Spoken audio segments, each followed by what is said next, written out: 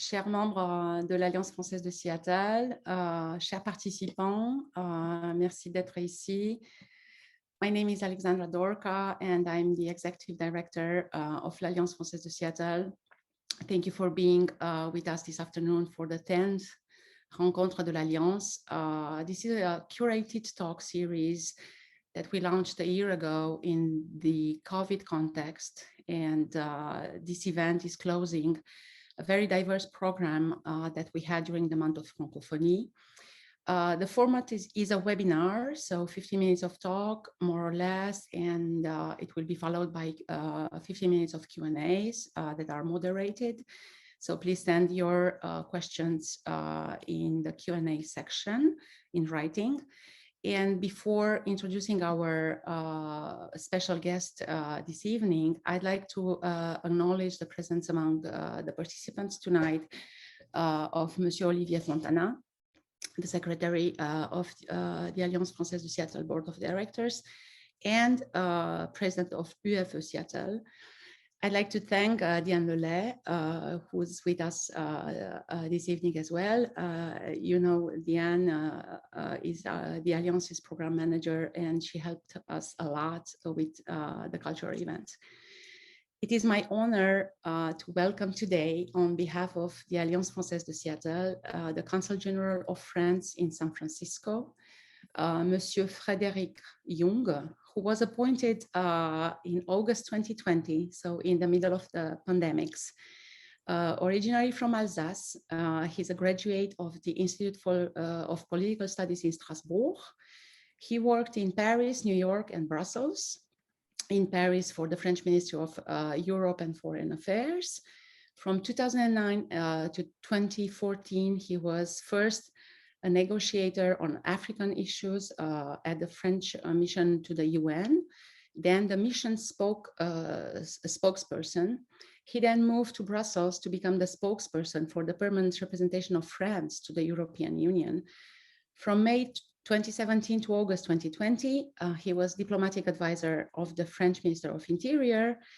And here he is today, virtually in the Pacific Northwest, willing to address a topic that is essential to the mission of l'Alliance Française, which is the global future of the French language. Monsieur le Consul Général, la parole est à vous. Merci beaucoup, Alexandra. Bonjour à tous. Thank you so much for inviting me to take part in les rencontres de l'Alliance Française de Seattle as we're celebrating this month of March, the Francophonie. As you said, I'm the Consul General of France in San Francisco. I have been since August of past year. And I did arrive indeed in the midst of this pandemic. Thank you so much for having me here again, Alexandra. I'm very glad to be able to address the Alliance, its members, and beyond, I think even a broader audience. You know, the consulate is a place where you have lots of paperwork and stamps and computers and work, and I'm very happy in this context to actually address you know, members and followers of a place where there is culture, literature, education. So it's good to breathe together with you a bit this fresh air, if I can say. Seattle is, of course, a major hub for us. 3,500 French citizens of the French consulate in San Francisco are registered in Seattle. This is 3,500 out of 30,000. So it's quite a big and important part of a French community in the Northwest of the US. But it is also an important Francophile and Francophone community. And I saw the impressive numbers of members of the Alliance. And so I'm very happy to be here with you today. You said I'm here virtually. I hope that I will be present with you more than virtually very soon.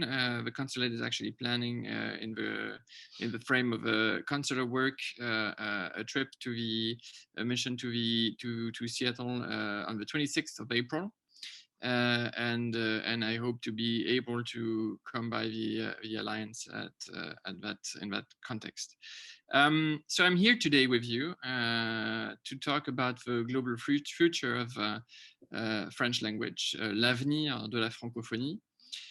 And I will do so in English, but that's okay because I'm sure you will all be converted to French very soon, thanks to the work of Alexandra and her team. Maybe let me first give you some facts about the French language currently. France is being spoken by 300 million speakers, i.e. About 4% of the world population. And French, along with English, is one of the only languages that is actually spoken across all of the continents. But as I'm mentioning this broad presence of France, I think it's important to highlight that French is not the property of France. As you know, President Macron put it, he said, when I speak about the French language, I speak about our French languages. And the epicenter of these French languages is neither the left or the right bank of the Seine in Paris, but it is somewhere in the basin of the River Congo. And I think this statement of President Macron really reflects the modern vision that we should have of the French language, which goes far beyond the motherland, if I can say, of French language, and embrace all the specificities and cultures of the French-speaking community. Indeed, only of 300 million French speakers that I mentioned, only 65 million live in France, and probably 5 to 10,000 in Washington State, but the rest is elsewhere in the world. And so of course we need to acknowledge this diversity. And actually, let me mention to you an interesting initiative, I think, which was launched on March 20th of this year. So this is a day before the French Fest of Seattle, which just occurred, but it was most of all, the day of the actual day of the Francophonie. And this initiative is the launching of a dictionary of the Francophones. So it's not a French dictionary; it's the dictionary of the Francophones, and it's an interactive dictionary that you can find online. I will give you a link in a second, so you can all find it. But it's a dictionary which includes basically all contributions of French-speaking communities worldwide, and it embraces all specific, uses of the French language that you can find in America, in Africa, and some interesting examples, if I may quote some of them. For example, for those who know how you say sabbatical in French, it's called un congé sabbatique. Well, in Belgian French, it's called une pause carrière. Or to describe something that has been technically done with very few means. In Rwandan French, you say techniquer. And finally, to mention sparkling water, le l'eau gazeuse in the DRC, you actually say l'eau à ressort. So there are many different ways of saying the same thing with very specific expressions and words, whether you are in Rwanda, in Belgium, in the DRC, or anywhere else. So these specificities can all be found in this dictionary of the Francophones, which I find to be a very interesting initiative. Now, what about the French language in the US?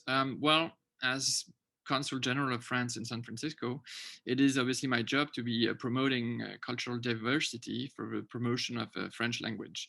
And I know that unfortunately there have been some cuts in all the foreign languages programs all across the US. The funding I hear in higher education language programs has been hit by the pandemic, and a survey has shown that 130 among the 134 biggest French departments across the nation, 11% have experienced closures of one major this year, and 75% were affected by a decrease in staff or in salaries. So we do acknowledge that this learning French in the US in the current context has become a little more difficult. Nevertheless, we still have, and that's what I really want to highlight, 1.3 million students nationwide who are learning the French language in schools and universities, making French actually the second most taught foreign language in the US.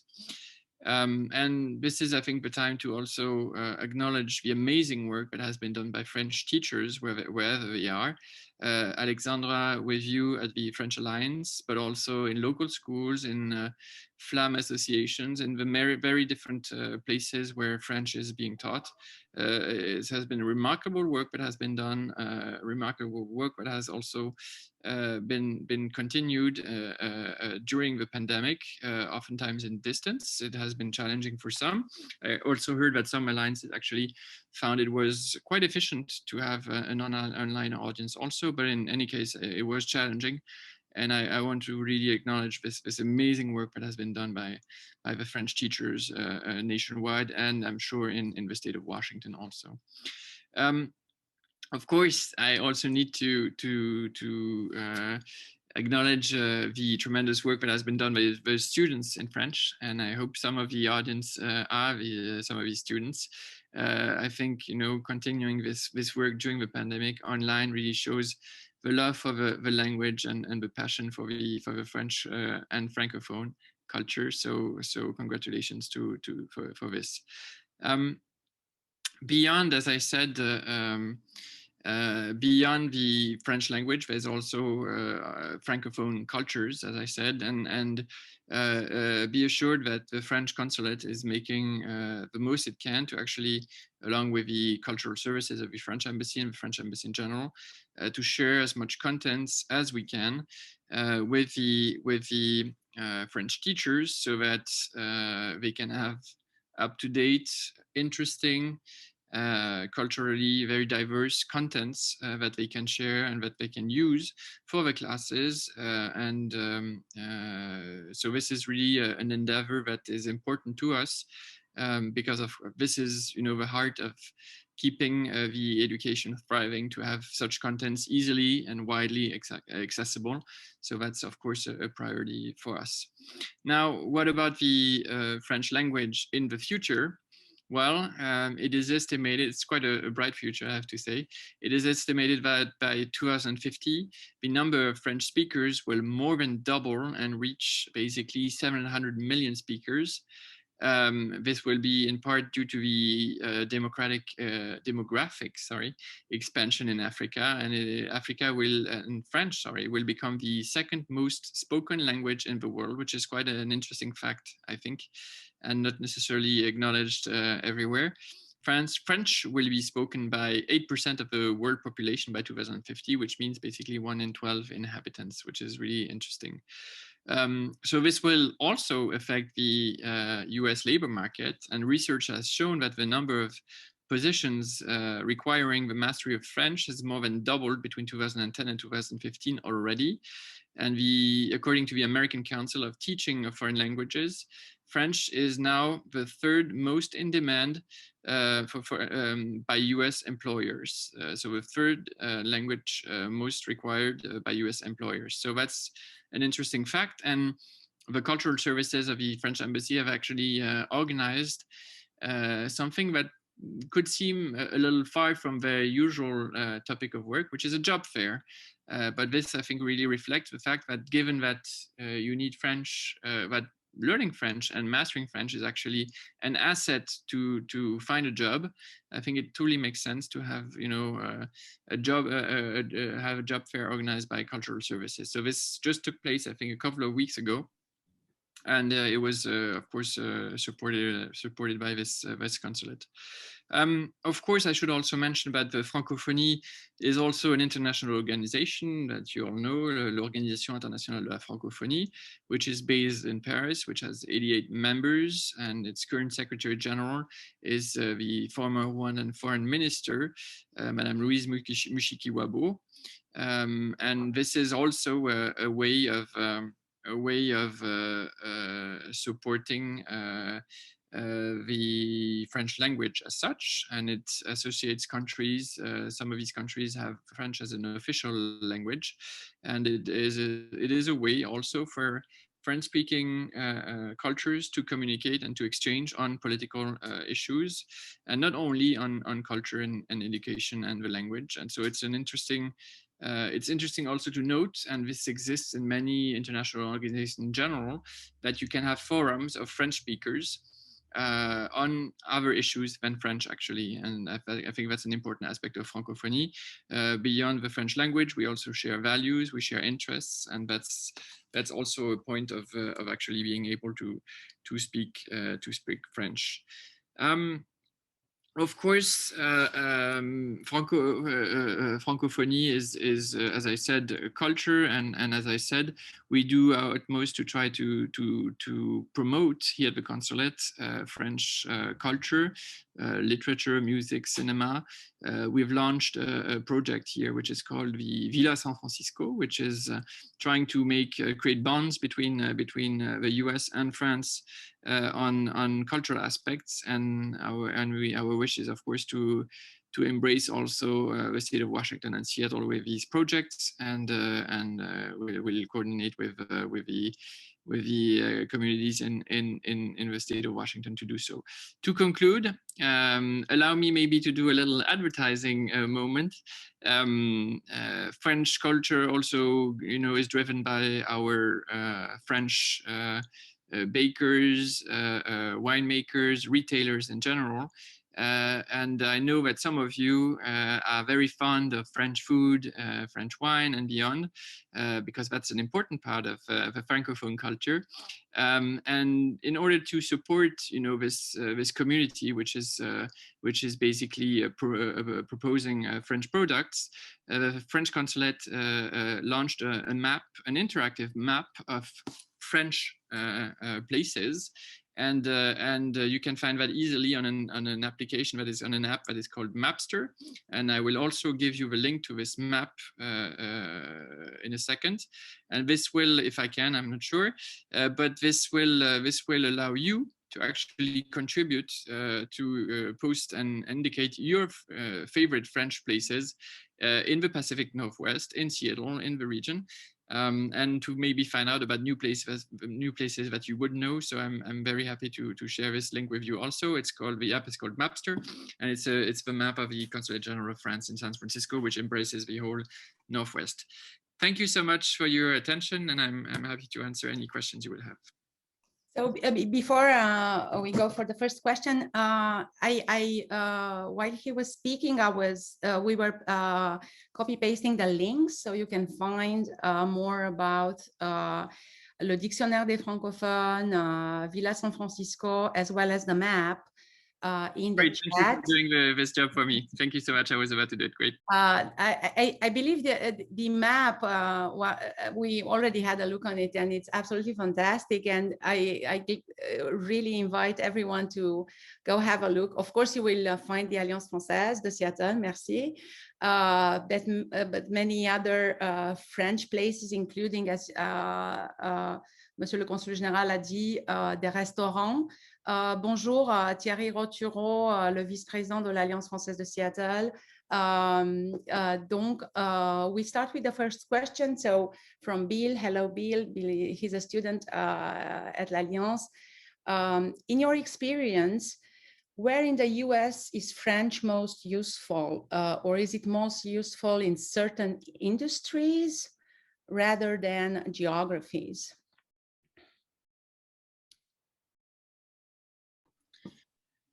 Well, as I said, First of all, there is in terms of geographies, for sure, if you were dealing with Africa, but if you're dealing, with something in Canada or in Europe also. I'm always impressed, by the way, by the number of Germans, for example. I'm half German. I mentioned this just on the side, but the number of Germans that actually speak fluent French. So you can get you can get far with French also in countries you wouldn't expect. But obviously in Africa, French is a very useful. And it's, again, as I highlighted, it will be more and more, I think, internationally. And again, it's on all 5 continents. So it will be very useful for you in the midst of the Pacific Islands, but also in Africa, in North America. So I think it's useful. I can only tell you it's useful everywhere. And if I probably here, Bill, in the Pacific Northwest, our feeling, if we look a little bit at our students, there are a large number of students who are learning French for professional reasons. So the ones who deal with Amazon Canada, for example, or people at Bill and Melinda Gates Foundation who have a partnership in Francophone Africa. So it probably, at least here in the Pacific Northwest, it's very much industry oriented. And then, of course, we have all this public who just love France or a Francophone country. And we have a question from Sharon. Hi, Sharon, related to that. And now, Monsieur le Consul General, that's a tricky one. Is there any estimate about when Americans can again travel to France, or any criteria about how that decision can be decided or taken? Well, first of all, no, it's an important question, and I'm very happy to answer it. First, Americans who are spouses or children of French citizens are allowed, just to be clear, are allowed to come to France.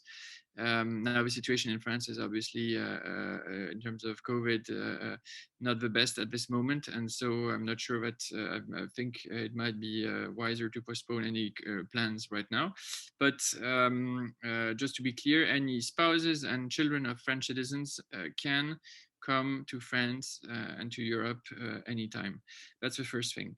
Now, as for the others, those who have no direct connections to France, there are 2 cases. I would say if there are business reasons, you can request a laissez-passer, a special authorization to come to France. If you have imperative motives in terms of professional reasons. And the other, and for those who really have neither a professional nor personal connection to France, unfortunately, given the situation now, is really not the time to do tourism. France is, the #1 touristic country in the world, with 90 million visitors in 2019, and we were very happy to welcome all these tourists.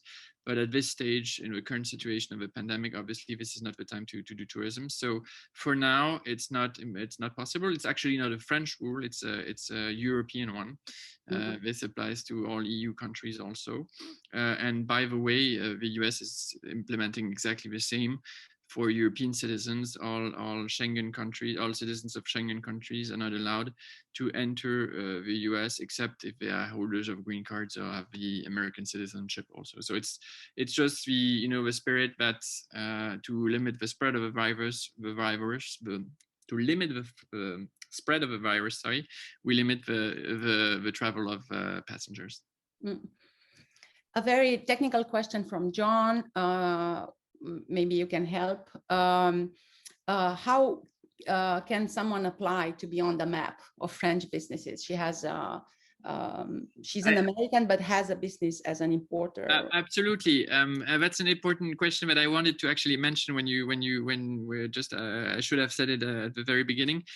Just to be clear, this map is interactive. It's not our property. I don't have a green button where I say yes or a red button to say no. Everybody is free to add any business on this map, and it's very easy to do so once you have subscribed to the map. you have a little plus button on the bottom, and you just type in the name of your business, and it should automatically find out the address and everything. It's like a Google search system, so it's very easy for you to add, for anyone to add the location of its business. And please, I've heard, to be honest, some be unhappy about the fact that they were not mentioned, or that they were forgotten. I'm sure we have forgotten many, and we apologize for this, but the purpose is really for each of you to mention yourself, your own places, and the ones you like. And I'm sure we will increase the number of these places by many, many more if you do so. It's not our map, it is yours. Thank you so much. So from Alice, bonjour Alice, because you were giving numbers, do you know where in the US we have the highest concentrations of Francophones? Well, I can tell you of French, of Francophones. It's another element. We have, just to give you an idea, 20. So we have 148,000, I think, French citizens registered in the US, which I think is interesting. It is the second community, French community abroad, after Switzerland. So before Germany, before Belgium, before the UK. The second community of French citizens is actually the US. Now, within the US, 22% of the French are registered at the New York consulate. So the short answer to your question is New York is obviously a place where you have many French and Francophones. And just behind New York, you have San Francisco with 19% of the French that are actually registered, and behind that you have 16% in Los Angeles, and then 10% in Washington DC, and so on and so on. As for the Francophones, we have a thriving Francophone community also in Utah, which I need to mention because there is a very important bilingual program in Utah with many dozens of French classes there. So it's quite interesting. And then, of course, we have all across the nation French schools and French alliances like Alliance Française, like yours, which allow you to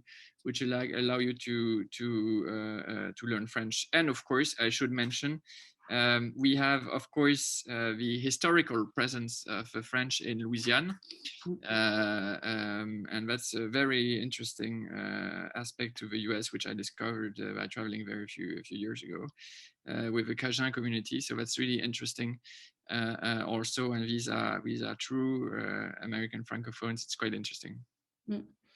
Because you were speaking about San Francisco, can you tell us a little some words about Villa San Francisco?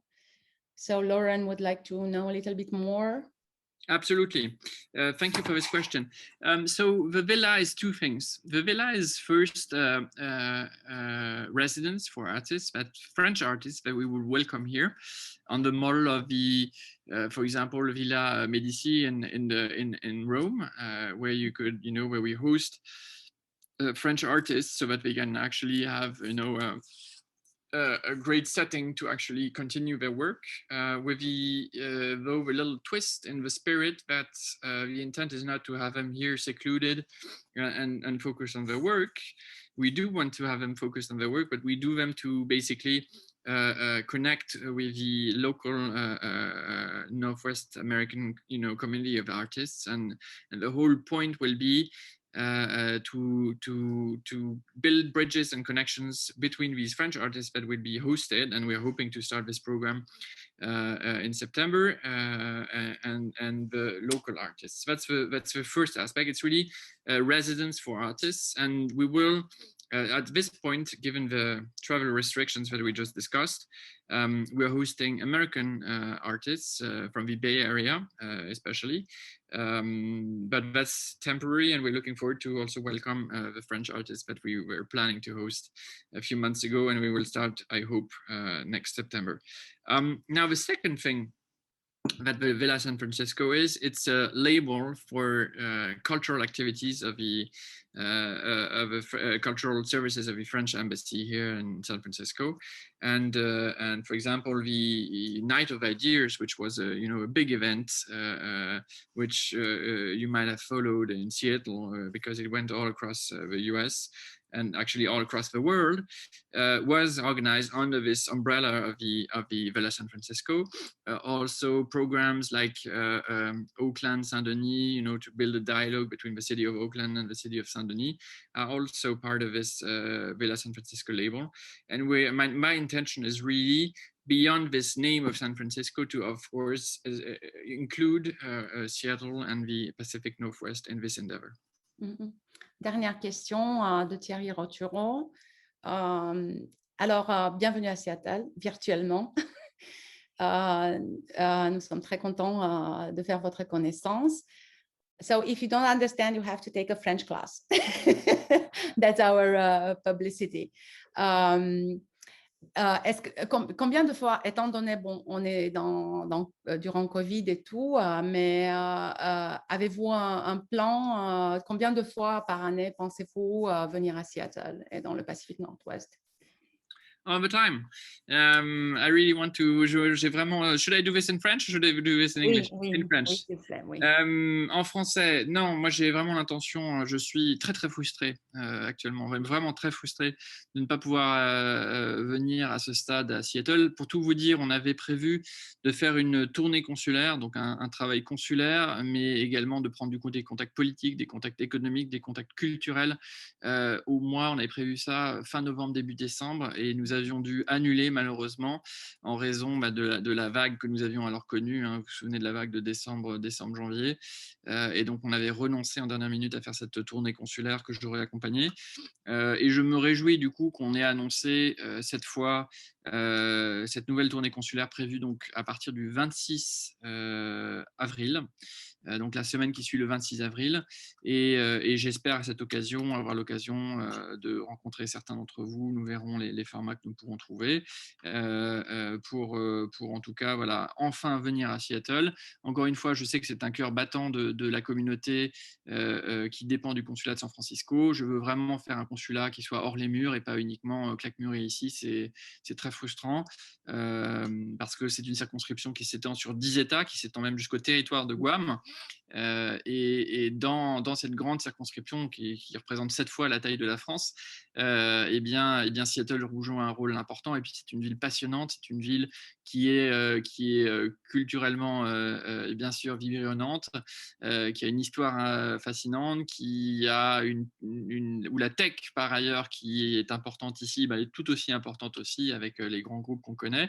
C'est une ville de l'aviation aussi, donc je sais que c'est une ville qui est sinistrée actuellement avec les divers sujets qu'a connu l'industrie aéronautique ces derniers temps.